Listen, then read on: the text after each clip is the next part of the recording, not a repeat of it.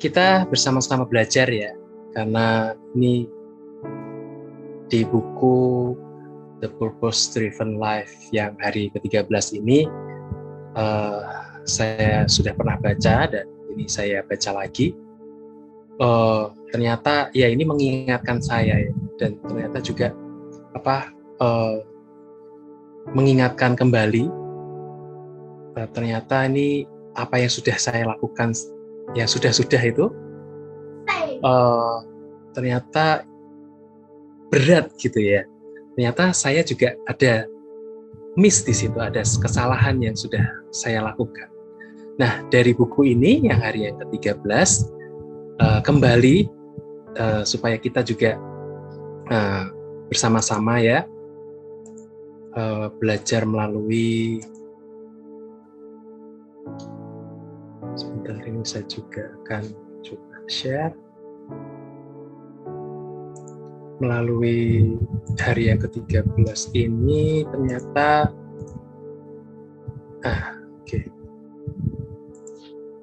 ya, judulnya penyembahan yang menyenangkan Allah. Ya, memang tidak mudah ternyata, dan apa yang sudah saya lakukan ini ternyata bukan begitu ya. Ternyata saya kadang juga asal-asalan dalam menyembah Tuhan. Yang penting saya berucap, yang penting saya ngomong gitu ya. Ternyata, nah dari sini kita sama-sama mau diingatkan melalui hari yang ke-13 dari buku The Purpose Driven Life. Nah, ini ada ayat yang di dalam Markus 12 ayat 30. Nah, ini sepertinya sederhana, tetapi maknanya dalam sekali. Bunyinya adalah, kasihilah Tuhan Allahmu dengan segenap hatimu, dan dengan segenap jiwamu, dan dengan segenap akal budimu, dan dengan segenap kekuatan. Ya, Allah itu menginginkan segenap diri Anda, segenap kita semua, yaitu hatimu, jiwamu, akal budimu, dan kekuatanmu. Ini segenap. Ya, segenap itu berarti sepenuhnya, tidak separuh-separuh, tidak secuil, tidak setengah-setengah ya, tidak separuh-separuh, tidak setengah-setengah, tapi sepenuhnya. Jadi Tuhan itu menginginkan, menghendaki pengabdian penuh ya, bukan kepingan kehidupan Anda dan saya. Ya, tidak hanya secuil tetapi sepenuhnya. Ya, Tuhan menghendaki keseluruhan diri kita. Jadi Tuhan itu meminta segenap hatimu, segenap jiwamu, segenap akal budimu, dan segenap kekuatanmu. Dan Tuhan menginginkan kesetiaanmu sepenuhnya, bukan potongan-potongan kecil hidup kita. Seorang perempuan Samaria pernah mencoba membantah Yesus tentang waktu, tempat, dan cara terbaik untuk penyembahan. Dan Yesus menanggapi bahwa perkara-perkara eksternal yang tadi itu ternyata tidak relevan. Di mana kita menyembah tidak sepenting mengapa kita menyembah dan seberapa banyak dari diri kita persembahkan kepada Tuhan ketika kita menyembah. Jadi Alkitab berkata di Ibrani, marilah kita mengucap syukur dan beribadah kepada Allah menurut cara yang berkenan kepadanya. Jadi kita menyembah, kita mengucap syukur, ya, beribadah kepada Allah itu ya menurut cara Tuhan, bukan menurut cara kita. Ya, selama ini saya apa yang sudah saya lakukan ya, ada beberapa yang miss ya. Jadi apa yang sudah saya lakukan itu sepertinya itu benar. Ternyata ya ada yang kurang di sini. Jadi kita harus benar-benar mencari apa saat kita menyembah ya, itu harus kepada Allah itu harus menurut cara yang berkenan kepada Tuhan, cara yang berkenan kepadanya. Nah, dari buku The Purpose Driven Life yang hari ke-13 ini, jenis ibadah atau jenis penyembahan apa yang menyenangkan Tuhan itu memiliki 4 karakter. Ya, kita akan belajar dari jenis penyembahan kepada Tuhan itu mempunyai 4 karakter. Yang pertama itu Tuhan senang jika penyembahan kita tepat. Ya, kalau penyembahan kita tepat itu Tuhan disenangkan. Seperti apa sih yang tepat itu? Nah, yang tepat itu penyembahan atau ibadah itu harus berdasarkan kebenaran firman Tuhan, kebenaran kitab suci, Alkitab yang kita punya. Ya, bahkan pendapat-pendapat kita tentang Tuhan itu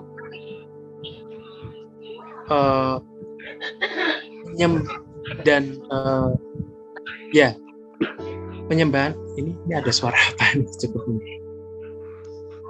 Penyembahan itu harus berdasarkan kitab suci, berdasarkan firman Tuhan, bukan pendapat kita sendiri tentang Tuhan.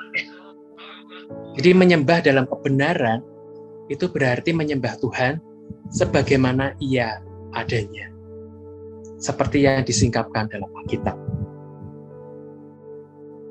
Di Yohanes 4 ayat 23-24 berbunyi, tetapi saatnya akan datang dan sudah tiba sekarang bahwa penyembah-penyembah benar akan menyembah Bapa dalam roh dan kebenaran, sebab Bapa menghendaki penyembah-penyembah demikian. Allah itu roh, dan barang siapa menyembah Dia harus menyembahnya dalam roh dan kebenaran. Ya, jadi menyembah dalam kebenaran itu berarti menyembah Tuhan sebagaimana sesungguhnya Ia ungkapkan dalam Alkitab. Ya, itulah yang disenang. Tuhan itu senang melalui penyembahan yang tepat dan akurat. Karakteristik yang kedua adalah Tuhan senang jika penyembahan kita otentik. Penyembahan itu adalah rohmu yang merespon roh Allah. Jadi roh kita itu ada respon terhadap rohnya Tuhan. Jadi penyembahan itu adalah roh kita yang merespon rohnya Tuhan. Ketika Yesus berkata, kasihilah Tuhan Allahmu dengan segenap hatimu dan dengan segenap jiwamu. Itu maksudnya bahwa menyembah itu harus murni dari hati kita. Penyembahan itu harus murni dari hati. Pujian tanpa hati itu namanya bukan pujian. Jadi cuman ucapan di mulut, tapi tidak tulus. Tidak tulus karena keluar dari hati. Ya kadang kita itu gampang ya ngomong, ya kau baik, tapi apakah itu tulus keluar dari dalam hati kita? Ya. Dan kalau kita hanya ngomong saja dan itu tidak tulus dari hati kita, itu justru malah tidak berharga. Jadi hanya sebuah penghinaan kepada Tuhan. Tuhan memberi kita emosi agar kita dapat menyembahnya dengan perasaan mendalam. Tapi emosi-emosi itu harus murni, tidak palsu. Tuhan membenci kemunafikan. Ia menghendaki kasih kita yang jujur, yang murni. Tuhan itu menciptakan saya dan saudara itu segambar dengan Dia. Jadi Anda adalah roh yang tinggal dalam suatu tubuh, dan Tuhan merancang roh Anda untuk berkomunikasi dengannya. Penyembahan itu adalah roh Anda merespon roh Tuhan. Jadi kalau pujian tanpa kesungguhan hati itu sama sekali bukanlah pujian. Ya. Jika kita tidak tulus, itu bisa jadi menjadi penghinaan kepada Tuhan. Jadi kita harus hati-hati. Ketika kita menyembah, itu Tuhan memperhatikan kata-kata kita dan melihat sikap hati kita. Karena kita berkata bahwa manusia itu melihat apa yang ada di depan mata, tetapi Tuhan itu melihat hati. Kalau kita hanya berpura-pura menyembah, oh Tuhan, sikap kita seperti ini yang sungguh-sungguh, tapi Tuhan itu tahu, Tuhan itu melihat hati kita, ya, melihat sikap hati kita. Karena manusia itu melihat apa yang di depan mata. Wah, biar kelihatan Eri itu sungguh-sungguh, wah, aku tak, ekspresiku tak, iya begitu ya, seperti sikap menyembah, angkat tangan. Tapi ya boleh, itu boleh, ya. Tapi itu harus keluar dari niatan kita, keluar dari hati kita, bahwa kita benar-benar menikmati kehadiran Tuhan, bahwa kita itu benar-benar sikap kita itu dari hati kita, karena Tuhan itu melihat hati kita. Kita bisa menyembah Allah secara tidak sempurna, tetapi kita tidak bisa menyembah Tuhan secara tidak tulus. Ketulusan itu juga tidak cukup, ya. Kita bisa saja secara tulus melakukan kesalahan. Maka dari itu, penyembahan atau ibadah yang menyenangkan Tuhan berkaitan dengan emosional secara mendalam dan doktrin secara mendalam. Jadi kita menggunakan baik hati maupun pikiran kita itu harus sinkron, ya. Bukan karena pengen dilihat orang, ya, ini otak kita berpikir bahwa ekspresiku harus gini, tetapi tidak selaras dengan hati, yaitu sama saja. Jadi kita harus menggunakan hati kita dan juga pikiran kita. Jadi penyembahan kita harus otentik. Kadangkala kita menyamakan rasa saat menyembah, kita akan bergerak, ya, jika ada musik, ya. Dan jika ada musik, roh kita itu juga akan bergerak. Padahal hal ini tidaklah sama. Penyembahan sejati terjadi ketika roh kita menanggapi Allah, bukan menanggapi bunyi musik tertentu. Tidak salah kalau ada musik, karena musik itu adalah salah satu yang dapat membantu kita, ya, memfokuskan kita kepada Allah. Bukan nggak ada musik, kita nggak bisa menyembah. Nah, itu yang justru salah. Nggak ada musik pun, kita tetap bisa harus menyembah. Kalau ada musik, ya itu bisa membantu untuk kita bisa lebih fokus, karena musik itu bisa mengantarkan kita, memfokuskan kita kepada Allah. Gangguan terbesar dalam penyembahan itu adalah diri kita sendiri sebetulnya.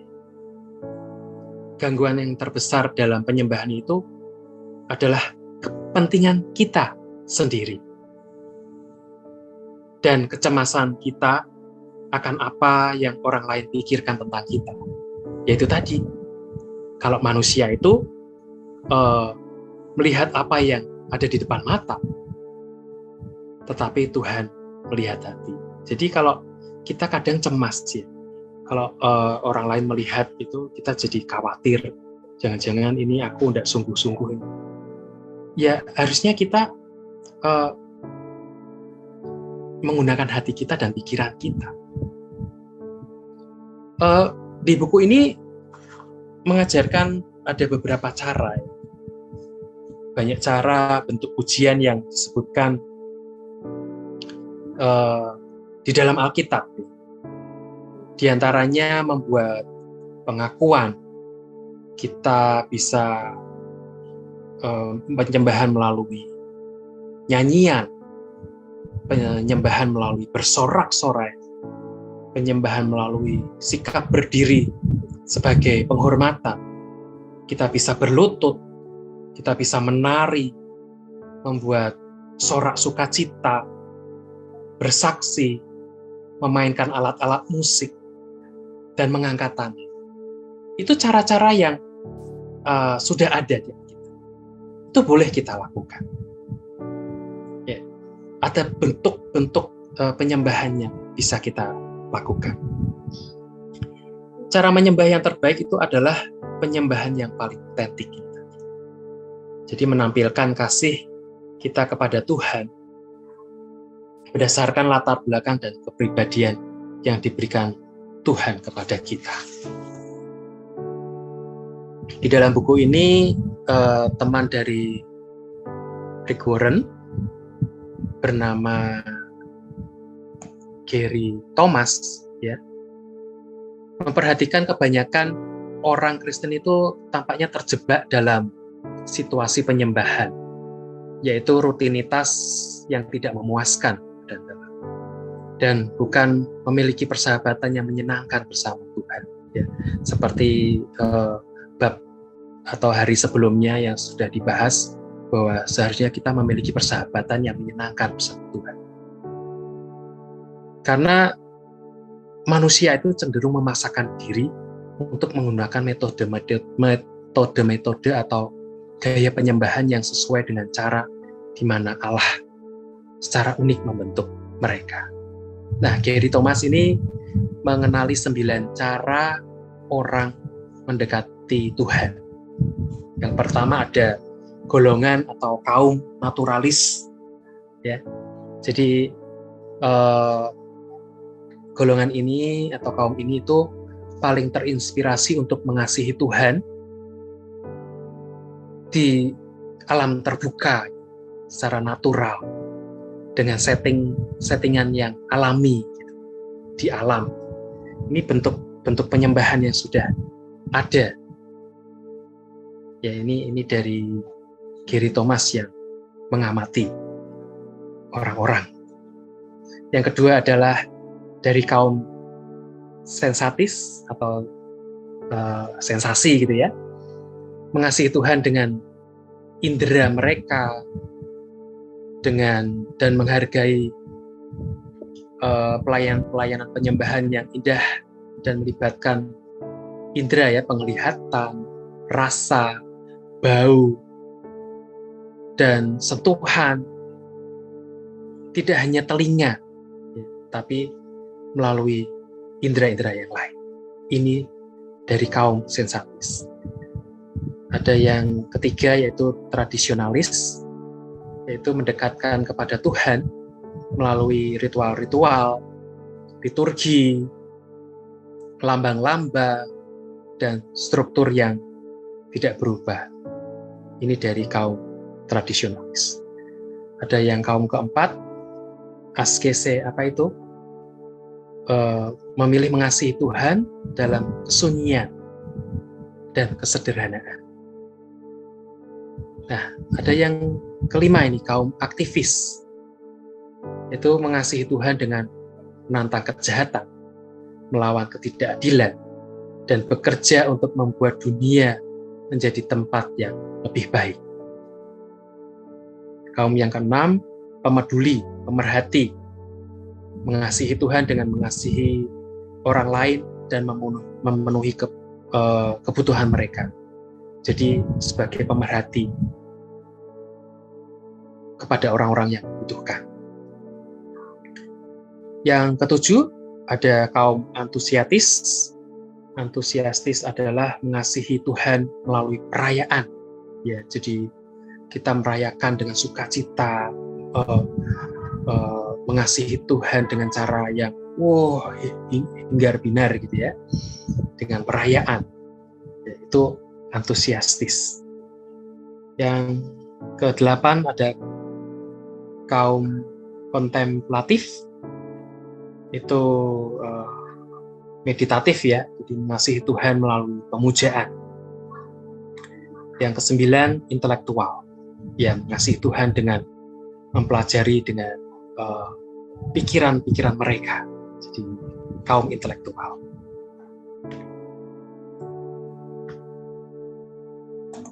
Ya, karakteristik yang ketiga itu Tuhan senang bila penyembahan kita dilakukan dengan segenap akal budi. Perintah Yesus untuk mengasihi Tuhan dengan segenap akal budi itu diulang 4 kali dalam perjanjian baru. Ya. Kasihilah Tuhan Allahmu dengan segenap akal budimu. Ini sampai 4 kali ya, diulang dalam perjanjian baru. Tuhan tidak senang dengan nyanyian asbun ya. Kalau dulu Om bilang tuh asbun, asal bunyi. Tuhan tidak senang dengan nyanyian himne itu tanpa berpikir. Doa-doa klise yang rutin, yang mekanis, atau seruan spontan, puji Tuhan, yang sembarangan, karena kita tidak dapat memikirkan hal lain untuk diucapkan saat itu. Jadi kayak spontan. Yang asal-asalan, puji Tuhan. Tetapi apa sih maknanya puji Tuhan? Apakah itu merupakan benar-benar kita memuji Tuhan? Kita benar-benar meninggikan nama Tuhan? Atau jangan-jangan kita sembarang, asal-asal mengatakan puji Tuhan? Karena kita tidak dapat memikirkan hal lain untuk diucapkan saat itu kemungkinan. Jika penyembahan tanpa akal budi, itu penyembahan yang tidak bermakna. Jadi kita harus melibatkan akal budi kita, pikiran kita. Kalau penyembahan dilakukan asal-asalan, itu tidak berarti. Istilah-istilah Alkitabiah bisa menjadi klise yang membosankan karena digunakan berulang-ulang. Dan kita berhenti berpikir tentang maknanya, bahkan kadang jadi latah ya. Kita mengucapkan kata puji Tuhan, haleluya, syukur, amin. Itu kita kadang latah ya. Seperti klip yang pernah di-share di grup ya. Itu ada pemuji yang dia mungkin nyanyi di kafe gitu ya, menyanyikan lagu-lagu pop gitu, bukan lagu gereja, tapi lagu-lagu ya lagu populer gitu ya, di sebuah kafe, tapi di tengah-tengahnya dia spontan mengatakan haleluya. Oh, jadi kaget gitu ya. Ini karena apa? Karena kita latah gitu ya. Kita latah seperti kebiasaan. Nah, apakah benar lagu-lagu yang tadi yang dinyanyikan di kafe, lagu-lagu populer, kemudian di tengah-tengah kita spontan haleluya? Apakah itu menggunakan akal budi kita? Nah, ini hati-hati. Kadang kita bisa terbawa karena dengan sembarangan kita ucapkan. Nah, di buku ini itu mendorong kita untuk membaca Alkitab di dalam berbagai terjemahan, tidak hanya di satu versi saja, tapi banyak beberapa terjemahan ya. Dan parafrase yang itu bisa memperluas ekspresi kita dalam penyembahan. Jadi kita bisa membuat daftar kata yang memiliki makna sama dan menggunakan kata-kata baru seperti mengagumi. Jadi Tuhan, aku mengagumi Engkau. Tidak hanya oh haleluya, haleluya. Tapi mungkin kita bisa menggunakan kata-kata yang lain supaya kita tidak kita pun juga bisa berkembang menyembah Tuhan menggunakan ekspresi-ekspresi yang lain. Tuhan, aku mengagumi Engkau. Mungkin dengan kata-kata, aku menghargai Engkau, Tuhan. Mungkin bisa, aku meninggikan Engkau. Mungkin juga bisa, aku menghormati Engkau. Mungkin atau kata-kata yang lain untuk menyembah Tuhan. Ya, kita bisa cari itu di dalam Alkitab. Dan ada gagasan-gagasan lain yang membuat daftar nama-nama Allah yang berbeda. Dan ini bisa memusatkan perhatian pada nama-nama tersebut. Ya. Dalam perjanjian lama itu Allah sedikit demi sedikit menyatakan dirinya kepada bangsa Israel dengan memperkenalkan nama-nama baru untuk dirinya sendiri. Seperti Jehovah Jireh, ya, Allah yang menyediakan. Ya. Jehovah Nisi, panji keselamatan. Jehovah Shalom, sumber damai sejahtera. Jehovah Rafa, Allah penyembuh. Atau yang lain. Jadi ini suatu ekspresi kita, oh Tuhan, Engkau Jehovah Rafa, Engkau adalah penyembuh. Ya, jadi kita bisa mengembangkan, ya. Dan itu sekali lagi kita harus melakukannya dengan segenap akal budi kita. Nah, karakteristik yang keempat adalah Tuhan senang jika penyembahan kita praktis. Alkitab berkata, mempersembahkan tubuhmu sebagai persembahan yang hidup, yang kudus, dan yang berkenan kepada Tuhan. Itu adalah ibadahmu yang sejati. Mengapa Tuhan menghendaki tubuh kita? Persembahkanlah tubuhmu sebagai persembahan yang hidup, yang kudus, dan yang berkenan kepada Tuhan. Ya, mengapa Tuhan menghendaki tubuh kita? Mengapa Ia tidak berkata, persembahkan rohmu? Karena tanpa tubuh, kita tidak dapat melakukan apa-apa di bumi ini. Di planet ini, kita juga perlu tubuh untuk kita bisa menginjak planet ini. Jadi, Tuhan menginginkan kita menjadi persembahan yang hidup. Ia ingin kehidupan kita. Jadi penyembahan itu membutuhkan usaha dan energi. Tuhan senang dengan persembahan-penyembahan yang berbeda-beda. Ucapan syukur, pujian, kerendahan hati, pertobatan, persembahan uang, doa, pelayanan kepada orang lain, dan berbagi dengan mereka yang membutuhkan. Yang harus dibayar untuk menyembah adalah dalam penyembahan itu kita harus bayar harga, yaitu pemusatan pada diri kita. Jadi kita tuh harus fokus. Ya. Kita tidak bisa meninggikan Tuhan dan diri kita dengan cara yang bersama. Jadi kita juga harus fokus, ya. Kita harus mengesampingkan keegoisan kita, pemusatan pada diri kita. Tapi kita harus bisa memfokuskan, meninggikan Tuhan. Ya, itu adalah penyembahan kita kepada Tuhan. Ketika Yesus berkata, kasihilah Tuhan Allahmu dengan segenap kekuatan. Jadi ia menunjukkan bahwa penyembahan itu membutuhkan usaha dan energi. Penyembahan tidak selalu nyaman. Dan kadangkala penyembahan itu adalah sebuah tindakan berani dari kemauan. Jadi sebuah pengorbanan yang perlu keikhlasan, perlu kerelaan.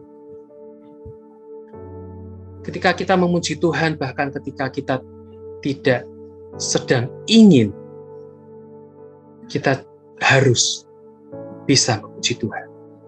Jika Anda menyembah Tuhan walaupun merasa tidak ingin, kita harus membutuhkan usaha dan energi untuk kita bisa menyembah. Ketika Anda bangun dari tempat tidur untuk menyembah walaupun Anda lelah, kita perlu usaha dan energi untuk kita bisa bangun dari tempat tidur dan menyembah. Atau ketika Anda membantu orang lain walaupun Anda pun juga keletihan, aku capek. Tetapi kita membutuhkan usaha dan energi supaya kita pun juga bisa menjadi saluran berkat, bisa membantu orang lain walaupun kita mungkin letih. Anda mempersembahkan korban penyembahan kepada Tuhan. Ya, itu semua bisa menyenangkan Dia. Itu menyenangkan Tuhan. Jadi kita butuh energi, butuh usaha supaya kita bisa menyembah Tuhan dengan segenap hati, dengan tepat, dengan otentik, dengan apa tadi yang ketiga, dengan praktis, dengan yang keempat praktis ya, ketiga tadi dengan akal budi kita. Ya. Jadi kita harus menyembah dengan sesuai dengan firman Tuhan secara tepat. Kita bisa menyembah Tuhan dengan otentik. Kita bisa menyembah Tuhan dengan melibatkan akal budi kita. Dan Tuhan senang jika penyembahan kita praktis, yang membutuhkan usaha dan energi. Pokok renungan di hari ke-13 ini, Tuhan menginginkan keseluruhan segenap diri kita pribadi. Ayat hafalannya di Markus 12 ayat 30. Yaitu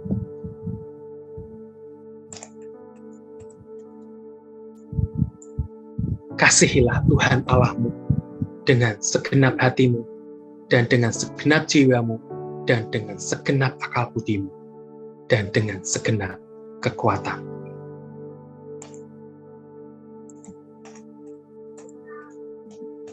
Ada pertanyaan untuk kita renungkan bersama. Mana yang lebih menyenangkan Tuhan sekarang? Penyembahan di muka umum atau penyembahan bersama secara umum atau penyembahan pribadi? Apa yang akan kita lakukan tentang ini? Ya, ini tergantung dari diri kita masing-masing. Supaya kita bisa fokus, ya kita membahkan diri kita.